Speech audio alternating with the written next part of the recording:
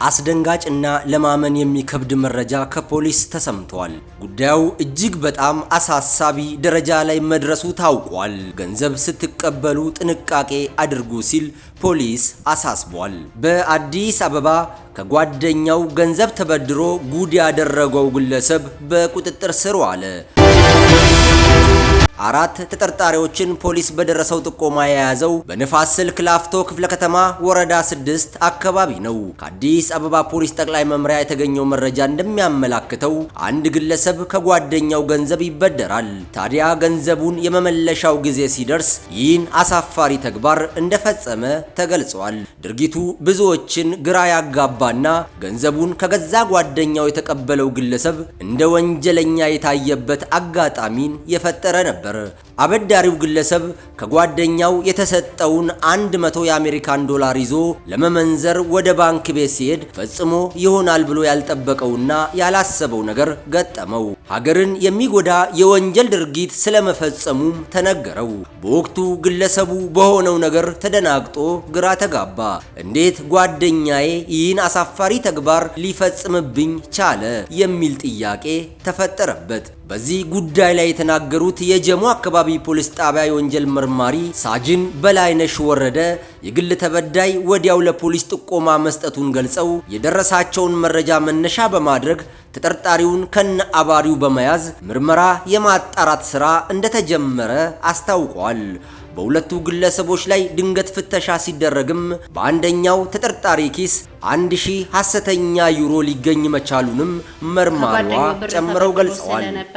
ጓደኛውን በመደወል ብርህን ልመልስልህ ናውሰድ በሚለው ሰዓት ጓደኛውም ወደ አንደኛ ተጠርጣሪ በመምጣት ተቀብሎ ወደ ባንክ ቤት ለመመንዘር ይሄዳል። $100 ነው የሰጠው። $100 ሐሰተኛ ነው በሚባል ሰዓት የግል ተበዳይ ወደ ጀሞ አካባቢ ፖሊስ ጣቢያ በመምጣት ጥቆማ በሰጠን መሰረት እኛም ደግሞ አንደኛና ሁለተኛ ተጠርጣሪን ስንይዛቸው አንደኛ ተጠርጣሪ ፍተሻ በመናደርግ ሰዓት ከኪሱ 1000 ዩሮ የተገኘ ሲሆን ከዛ በኋላ ምርመራ በመናሰፋ ሰዓት ከሶስተኛ ተጠርጣሪ $1400 ሐሰተኛ አገኘን።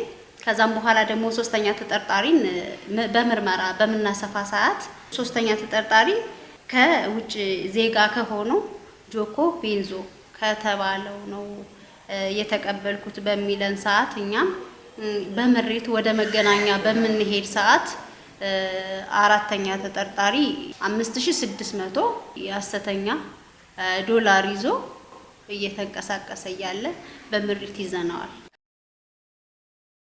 አሁን ላይ በከፍተኛ ሁኔታ እየተበራከተ የሚገኘውን ሐሰተኛ የገንዘብ ኖት ስርጭትን ለመከላከል ህብረተሰቡ ከሚመለከታቸው የጸጥታ አካላት ጋር በጋራ ከመስራት ባለፈ መሰል ሐሰተኛ ገንዘቦችን ሲመለከት በአስቸኳይ ለፖሊስ ጥቆማ መስጠት አለበት ሲሉ መርማሪዋ አሳስበዋል።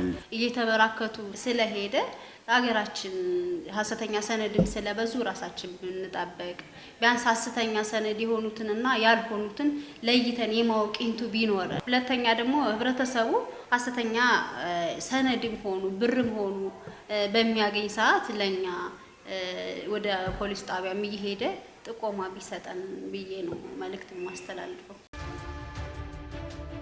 ውድ ተመልካቾቻችን ለአሁኑ ያደረስናችሁ መረጃችን ይህን ይመስላል። በየጊዜው አስፈላጊ የሆኑ የጥንቃቄ መልእክቶች እንዲደርሷችሁ ቻናላችንን ዛሬውኑ ሰብስክራይብ በማድረግ የሚዲያችን ቤተሰብ ይሁኑ። ይህ ዴይ ቱ ዴይ ኢትዮጵያ ነው።